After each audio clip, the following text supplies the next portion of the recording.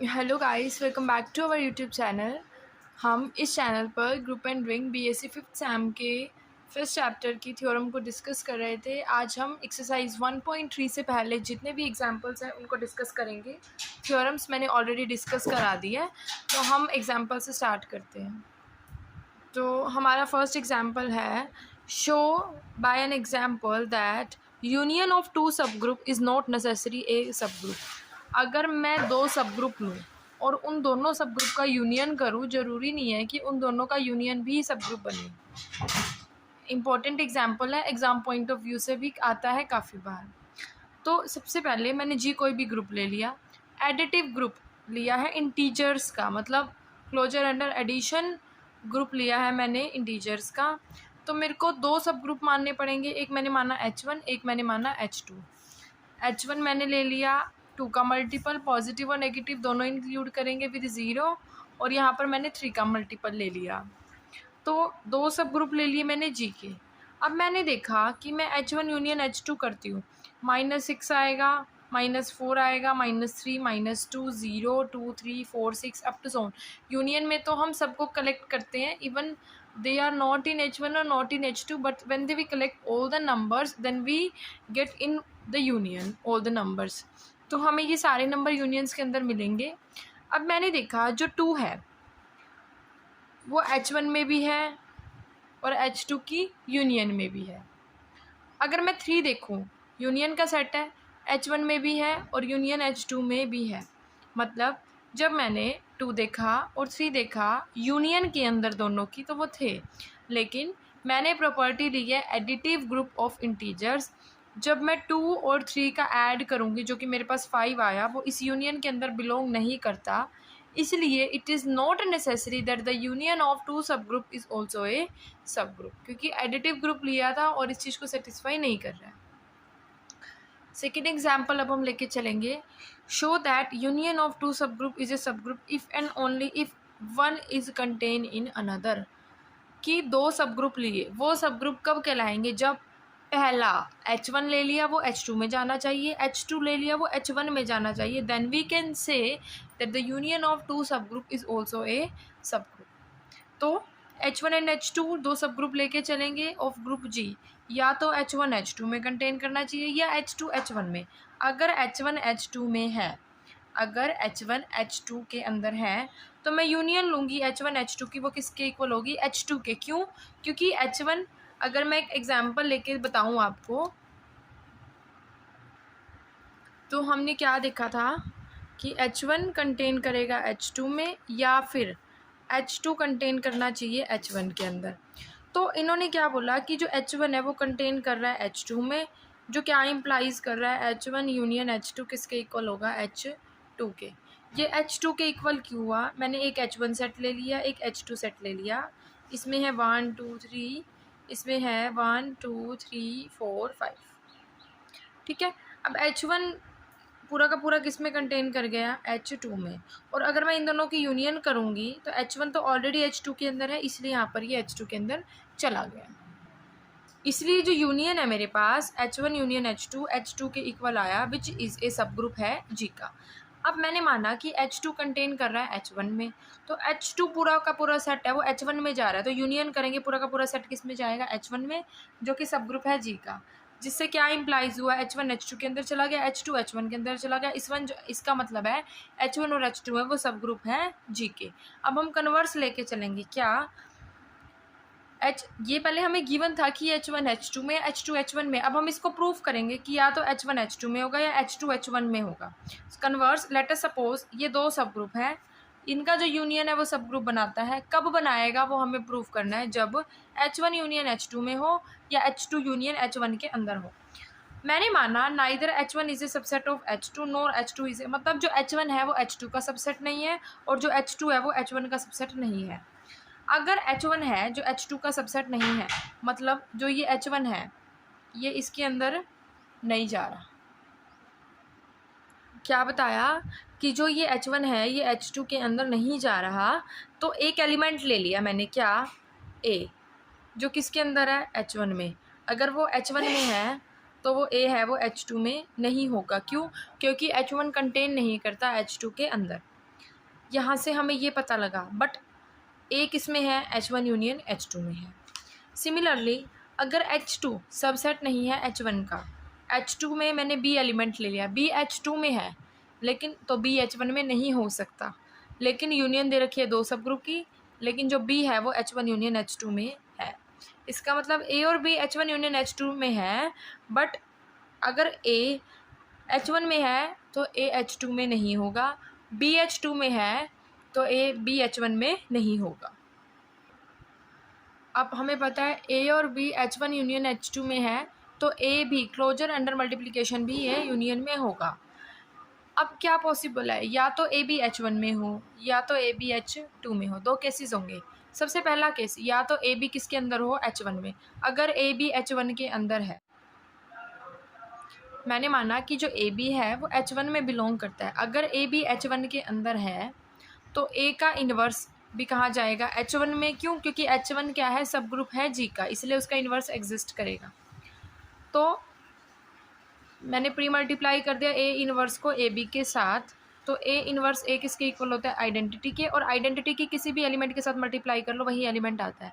हमने A B किसका माना था, H1 का, और B भी किस में चला गया, H1 में, which is a contradiction by 2, क्योंकि 2 क्या कह रहा था कि जो B है वो H2 में है, बट B है वो H1 में बिलोंग नहीं करता। कॉन्ट्राडिक्शन आ गई, B किस में चला गया, H1 में। सेकंड, हमने माना कि जो A B है वो H2 में है। अगर A B H2 में है तो एक B का इन्वर्स भी किस में जाएगा, H2 में, बिकॉज B H2 में है तो B का इन्वर्स भी, क्योंकि सब ग्रुप की प्रॉपर्टी से हम इसको कह सकते हैं। मैंने पोस्ट मल्टीप्लाई कर दिया B इन्वर्स के साथ, B और B इन्वर्स मिलकर आइडेंटिटी बनाते हैं। आइडेंटिटी की किसी एलिमेंट से मल्टीप्लाई करो वही एलिमेंट आएगा। तो A किस में था, H1 में, चला किस में गया, H2, कॉन्ट्राडिक्शन आ गई। इससे क्या पता लगा, इधर H1 या तो H2 में होगा या H2 H1 में। ये पॉसिबल है। जो हमने माना था कि ये सबसेट नहीं है वो गलत था, कॉन्ट्राडिक्शन से हमने प्रूव कर दिया। अगर H1 H2 में है तो H2 भी H1 के अंदर जाएगा। Now the third example, X कोई भी आर्बिट्री एलिमेंट ले लिया मैंने ग्रुप G का। हमें प्रूव करना है कोई भी सेट H है वो X की पावर n में लिखा जा रहा है, जिसमें n कहाँ बिलोंग करता है, इंटीजर्स को। All integral power of X is also a subgroup of G। मतलब मैं X की कितनी भी पावर कर लूँ वो साथ में क्या बनाएगा, सब ग्रुप बनाएगा G का। तो मैंने कुछ पावर्स में लिख के दिखाया। इंटीजर का सेट है, नेगेटिव पावर भी आएगी, पॉजिटिव इंक्लूडेड 0। अगर X 0 H के अंदर है तो इसका मतलब ये नॉन एम्प्टी है। ठीक है, सब ग्रुप दिखाने के लिए नॉन एम्प्टी और उसका इन्वर्स दिखाएंगे, मतलब A B का इन्वर्स H में जाना चाहिए। नॉन एम्प्टी प्रूव कर दिए। दो आर्बिट्री एलिमेंट लिए, X A और X B, किस में जा रहे हैं, H में, जिसमें A और B क्या है, इंटीजर्स। हमें दे रखा है इंटीजर का सेट। अगर A और B H में है तो माइनस B होगा, क्योंकि इंटीजर का सेट है। A minus B is also element of H, because therefore A minus B is also some integers, क्योंकि इंटीजर का सेट है, नेगेटिव इंक्लूड करेगा। A B H में चला गया, A माइनस B भी H में चला गया। इसका क्या मतलब हुआ, नॉन एम्प्टी दिखा दिया, A B का इन्वर्स भी H में दिखा दिया, तो इसका मतलब H भी क्या बन गया, सब ग्रुप बन गया G के लिए। मतलब X की हर एक पावर के लिए जो X है वो सब ग्रुप बनेगा G का। Multiplicative group of positive rational number. अब हमने यहाँ पे पॉजिटिव रेशनल नंबर का सेट लिया है, 2 की पावर n की फॉर्म में लिखा गया है। हमें इस सेट को सब ग्रुप प्रूव करना है जी का। अब Z क्या होता है, मेरे पास इंटीजर का सेट होता है, वही हम सेम पावर में लिखेंगे। 0 पावर मिल गई हमारे पास 1 के इक्वल, नॉन एम्प्टी प्रूव कर दिया, नेगेटिव और दिखाना है। वही सेम एग्जाम्पल जो हमने पीछे करा। 2 की पावर है, 2 की पावर भी H में है, A और B सम इंटीजर्स। इन्वर्स लेंगे 2B का तो 2 की पावर माइनस B आएगा, और 2 की power A minus B element है, जिसमें A minus B some integers हो जाएंगे। तो ये भी क्या प्रूफ हो गया, सब ग्रुप प्रूफ हो गया, किसका, G का। अब हम 6th एग्जाम्पल को डिस्कस करेंगे, जो कि एग्ज़ाम पॉइंट ऑफ व्यू से भी इम्पोर्टेंट है। H कोई भी सब ग्रुप है G का। हमने NH नॉर्मलाइजर ऑफ H को डिफाइन किया है कि A कोई भी आर्बिट्री एलिमेंट लेंगे G का, जिसमें AH किसके इक्वल होगा, HA के। अब हमें प्रूफ करना है कि जो ये NH है वो सब ग्रुप बनाएगा G का। सॉल्यूशन देखते हैं अब यहाँ पर। अगर ये नॉन एम्प्टी है तो इसका मतलब आइडेंटिटी इस ग्रुप के अंदर ज़रूर मिलेगी। फिर मैंने दो आर्बिट्री एलिमेंट ले लिए इस नॉर्मलाइज़र के। क्या कह रहा है कि नॉर्मलाइज़र कैसे डिफाइन है, ए एच एच ए के इक्वल होगा। तो दो आर्बिट्री एलिमेंट लिए A1 और A2। अगर A1 H किसके इक्वल होगा, HA1 के, और A2 H किसके इक्वल होगा, HA2 के। और A कहाँ से लिया है, G से, तो उस ग्रुप का इन्वर्स एग्जिस्ट करेगा। मैंने A2 अगर G में है तो A2 का इन्वर्स भी मिलेगा। अब मुझे दे क्या रखा है, A2H is equal to HA2। अब हम क्या डिफाइन करेंगे यहाँ पर, हमें क्या बताया था, A2H किसके इक्वल है, HA2 के, बाय द डेफिनेशन ऑफ नॉर्मलाइज़र। फिर मैंने क्या देखा था कि अगर A2 G में है तो A2 का इन्वर्स भी कहाँ जाएगा, G में जाएगा। तो मैंने यहाँ पर A2 के इन्वर्स को प्री और पोस्ट, प्री मतलब पहले और पोस्ट मतलब बाद में मल्टीप्लाई कर दिया। अगर मैं यहाँ पर देखूँ A2 इन्वर्स A2 क्या आ जाता है मेरे पास, आइडेंटिटी के इक्वल, इसलिए यहाँ पर बचा HA2 का इन्वर्स। सेम एज चीज़ पोस्ट में भी देखेंगे, A2 का इन्वर्स आइडेंटिटी के इक्वल, तो ये बचा। तो A2 का इन्वर्स किस जैसी डेफिनेशन बन गई है हमारे पास इन्वर्स के लिए, हमने क्या डेफिनेशन पढ़ी थी कि अगर A G में बिलोंग करता है तो HA किसके इक्वल होगा, AH की।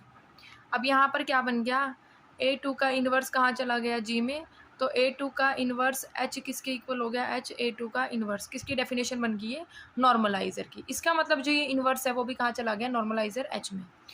A1 A2 का इन्वर्स H किस, मेरे पास क्या था, A2H किसके इक्वल था, HA2 के। अगर A2 G में था तो A2 का इन्वर्स भी कहाँ होगा, G में। यहाँ पर मैंने प्री और पोस्ट मल्टीप्लाई कर दिया A2 का इन्वर्स। जब इन्वर्स और इटसेल्फ मल्टीप्लाई होते हैं वो आइडेंटिटी के इक्वल होता है, तो यहाँ पर भी आइडेंटिटी के इक्वल आने से वही एलिमेंट आ गया, यहाँ पर भी वही। अब यहाँ पर मैंने A G का लिया था तो AH HA के इक्वल था।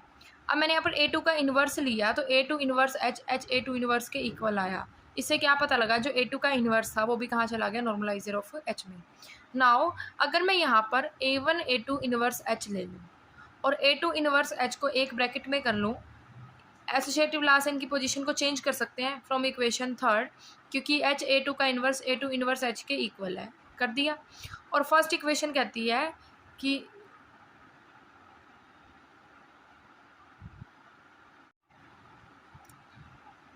फर्स्ट इक्वेशन क्या कहती है कि A1 A2 का इन्वर्स कहाँ चला गया, नॉर्मलाइजर H में। लिया क्या था, A1 A2, चला क्या गया, A1 A2 का इन्वर्स। इसका मतलब ये क्या बन गया, सब ग्रुप बन गया G का। अब जो नेक्स्ट एग्जाम्पल है, G कोई भी सब ग्रुप है, बाइनरी ऑपरेशन मल्टीप्लिकेशन के साथ H कोई भी सेट है, H G में बिलोंग करता है, जिसमें H X किसके इक्वल है, X H के। फॉर ऑल जो X है वो भी कहाँ का है, G का। इसको हम सेंटर कहेंगे ग्रुप G का। हमें बताना है कि जो सेंटर होगा वो भी क्या बनाएगा, एक सब ग्रुप बनाएगा। मतलब सेंटर ऑफ ग्रुप की डेफिनेशन को डिफाइन किया गया है कि H एक सेट डिफाइन किया जिसमें स्मॉल h G में बिलोंग करता है, कॉम्पिटेटिव है, HX XH के इक्वल होगा फॉर ऑल X कहाँ बिलोंग करेंगे, G को। सबसे पहले मैंने जो सेट डिफाइन किया उसको यहाँ पर राइट कर दिया। अब मुझे प्रूव करना है कि जो H है वो सब ग्रुप है G का। अगर G कोई भी ग्रुप है, आइडेंटिटी G में ज़रूर मिलेगी, तो EX लिखो या XE for all G। E कहाँ चला गया, H के अंदर, तो H नॉन एम्प्टी हो गया। अब यहाँ पर H1 H2 दो आर्बिट्री एलिमेंट ले लिए H के, किस फॉर्म में लिखे जाएंगे ग्रुप के according, HX is equal to XH, H1X HX H1, H2X X H2, जिसमें X कहाँ बिलोंग करेगा, G को, फर्स्ट और सेकंड। अब मैंने क्या करा, प्री और पोस्ट मल्टीप्लाई कर दिया H2 इन्वर्स के साथ। H2 इन्वर्स के साथ वही सेम एज इट इज़ जो हमने नॉर्मलाइजर के लिए पढ़ा था। आइडेंटिटी बच जाएगा, जो एलिमेंट होगा वही आ जाएगा। यहाँ पर भी जो एलिमेंट था वही आ गया। तो H2 का इन्वर्स भी कहाँ चला गया, H के अंदर। फॉर ऑल X कहाँ बिलोंग करता है, G में। H1 H2 का इन्वर्स X किसके इक्वल है, H1 X H2 का इन्वर्स। यूजिंग थ्री को देखते हैं, हमारे पास थर्ड इक्वेशन क्या थी। थर्ड इक्वेशन थी मेरे पास X H2 का इन्वर्स H2 इन्वर्स X के इक्वल होता है। तो मतलब मैं X H2 इन्वर्स की जगह H2 इन्वर्स X रख सकती हूँ। तो यहाँ पर मैंने रख दिया। और फ्रॉम फर्स्ट मुझे क्या गिवन था, H1X किसके इक्वल है, X H1 के। यहाँ पर मैंने X H1 सब्सटीट्यूट कर दिया H1X की जगह। तो यहाँ पर H1 H2 का इन्वर्स भी कहाँ चला गया, H में। इसलिए एच क्या बन गया, सब ग्रुप बन गया जी का। अब ये जो नेक्स्ट एग्जाम्पल है, H be a multiplicative group of all positive real number, R is the additive group of all real number. H multiplicative group है पॉजिटिव रियल नंबर का और आर एडिटिव ग्रुप है। क्या H is a group of H a subgroup of are? क्या जो H है वो सब ग्रुप बनेगा आर का? H is a subset of R but H is not a subgroup of R because composition in H is different from the composition in R। ये तो दिखाई दे ही रहा है। यहाँ पर हमने पॉजिटिव रियल नंबर का लिया है, यहाँ पर हमने एडिटिव ग्रुप रियल नंबर का लिया है, इस वजह से सबसेट होगा बट ये इसका ये सब ग्रुप नहीं बनेगा। Is it possible that abelian group has a non abelian group? ये ज़रूरी नहीं है, क्योंकि हर एक एबिलियन ग्रुप, हर एक subgroup abelian group, every subgroup of abelian group एक एबिलियन बनाता है, इसलिए ये ज़रूरी नहीं है abelian group can not have a non abelian sub. Thank you students for watching this video. Next video में हम साइक्लिक ग्रुप, जो कि न्यू टॉपिक और काफ़ी इंपॉर्टेंट टॉपिक है, उसको डिस्कस करेंगे। Thank you and have a good day.